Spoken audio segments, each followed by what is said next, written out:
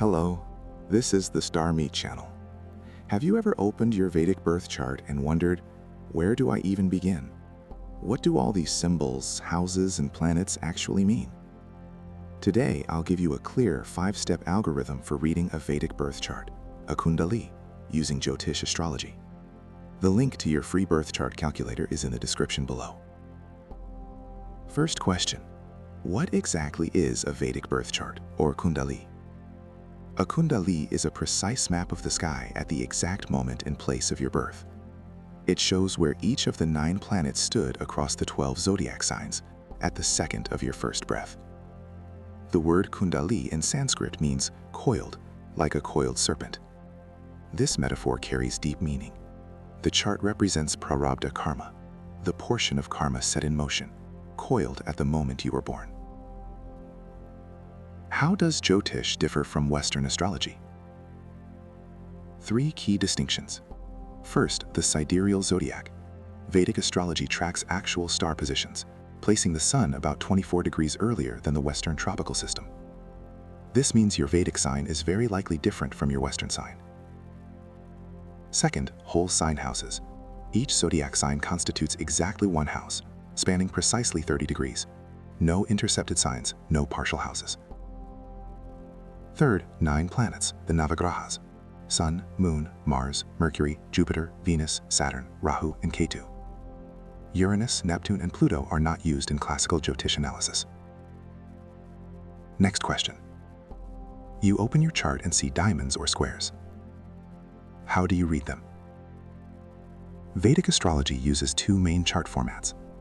The North Indian chart is a diamond grid. The topmost diamond is always the first house, the Lagna. Signs are written as numbers and rotate around the grid. The most common beginner mistake: the numbers inside the diamonds are zodiac sign numbers, not house numbers. A 5 in the 3rd diamond is Taurus, the 5th sign, not the 5th house. The South Indian chart is a square grid. Here it's the opposite. Signs are fixed, houses rotate. The upper left square is always Aries. This format is excellent for transit analysis. Both charts contain identical astronomical information. Only the visual format is different. Now the central question. What is the Lagna, and why do Jyotish astrologers say it matters more than your sun sign?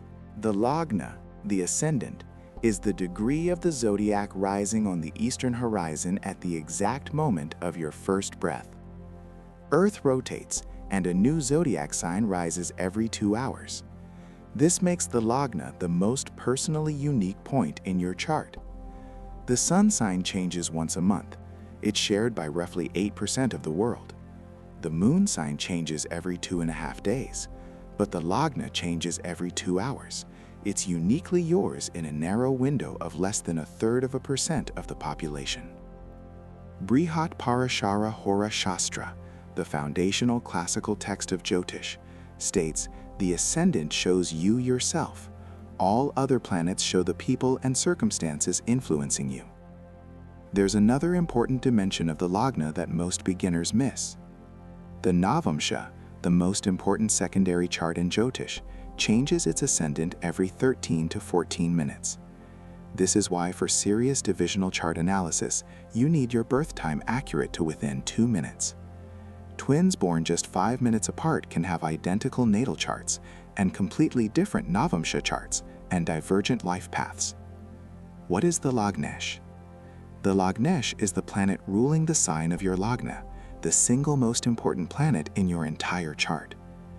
K.S. Charak writes in Elements of Vedic Astrology, a strong ascendant lord, free from malefic influence, destroys all afflictions and ensures increasing prosperity. The Lagnesh in the 1st house, strong self-identity. In the 5th, creativity and children as primary gifts.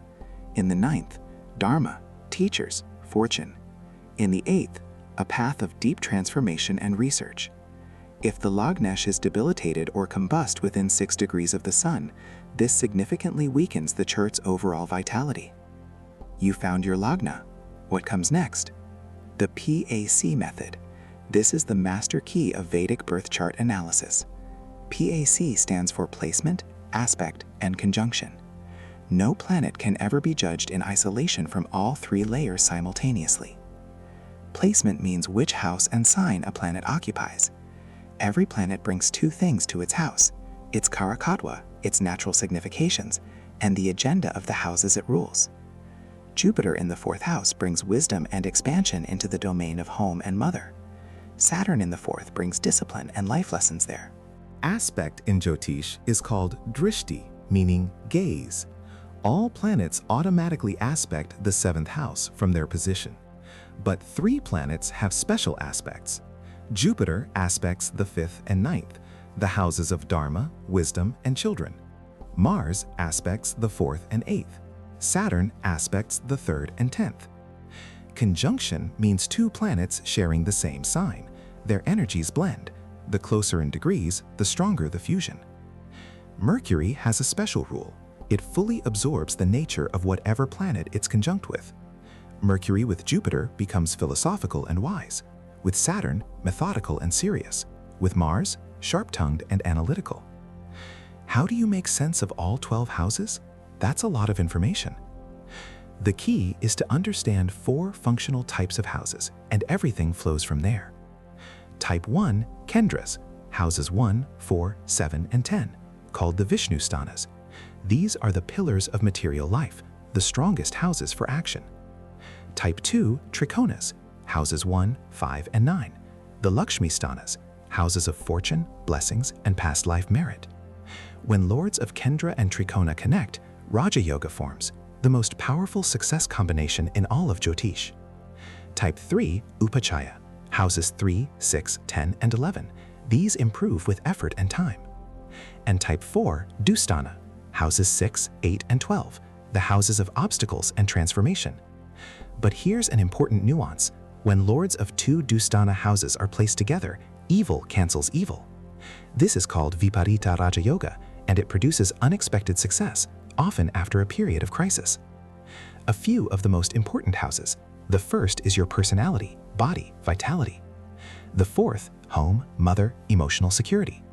The 5th, children, creativity, intelligence. The 7th, spouse, partnerships, public dealings. The 9th, father, dharma, fortune. The 10th, career, authority, public role. The 12th, spiritual liberation, foreign lands, moksha. One more principle that unlocks the full depth of the chart. It's called Bhavat Bhavam, the house from the house. The 7th from the 7th returns to the 1st. Your partner literally mirrors your own nature back to you. The 5th from the 5th is the 9th house, where personal creativity leads to accumulated wisdom and spiritual merit. What are Varga charts, and why are there 16 of them? The Jyotisha Varga system contains 16 divisional charts. Each is derived from the natal chart by dividing every sign into smaller units, revealing a specific life domain with precision impossible in the natal chart alone. The natal chart D1 shows overall life potential. Each Varga illuminates its own area: wealth, siblings, marriage, career, spiritual development. The most important Varga chart is the Navansha, D9. It's used to validate natal chart promises, assess relationship compatibility, and reveal the soul's deeper purpose.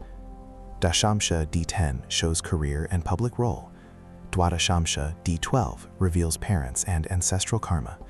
And here's where Vargottama comes in. A planet is called Vargottama when it occupies the same sign in both the natal chart D1 and the Navamsha D9. This is one of the most powerful positions in all of Jyotish. Such a planet is exceptionally reliable and strong in delivering its results. Why does an exalted planet sometimes fail to deliver, while a debilitated planet occasionally exceeds all expectations? The answer lies in Shadbala, the 6 simultaneous sources of planetary strength. Dignity, exaltation, own sign, debilitation, describes a planet's quality. Shadbala describes the quantity of its active energy. Both must be assessed together. The 6 sources of Shadbala. First, positional strength, Sthanabala, from the sign placement. Second, directional strength, Digbala. Each planet has a preferred house. Jupiter and Mercury gain strength in the 1st house, Venus and Moon in the 4th, Saturn in the 7th, Sun and Mars in the 10th. Third, temporal strength, Kalabala, based on time of birth and season. Fourth, motional strength, Chestabala. Retrograde planets score high here because they are physically closest to Earth, amplifying their influence. Fifth, natural strength, Nisargika Bala, fixed for each planet, with the Sun at maximum and Saturn at minimum. 6th, aspectual strength, Drikbala, gained or lost from the aspects of benevolent and malefic planets. Now, Avasta, another critical key. Avasta describes a planet's output capacity by its degree within a sign. In odd signs, 12 to 18 degrees is Yuva, prime state, delivering 100% of promised results. 24 to 30 degrees is Mrita, dead, delivering nothing, even if the planet is exalted. This is how you explain why apparently strong planets sometimes stay completely silent. All right, this sounds complex. How do you actually read a birth chart in practice? Classical masters P.V.R. Narasimha Rao and K.S. Charak prescribe a strict analytical hierarchy, not random scanning, but a systematic 5-step sequence. Step 1. Lagna and Lagnesh. Assess the ascendant sign and perform a complete PAC analysis of the ascendant lord. A weak Lagnesh undermines the potential of every other combination in the chart. Step 2. The moon. The moon governs how you process reality and respond emotionally. Assess its sign, house, lunar phase at birth, and aspects received. A strong, unafflicted moon in a waxing phase is a powerful blessing. Step 3. The sun.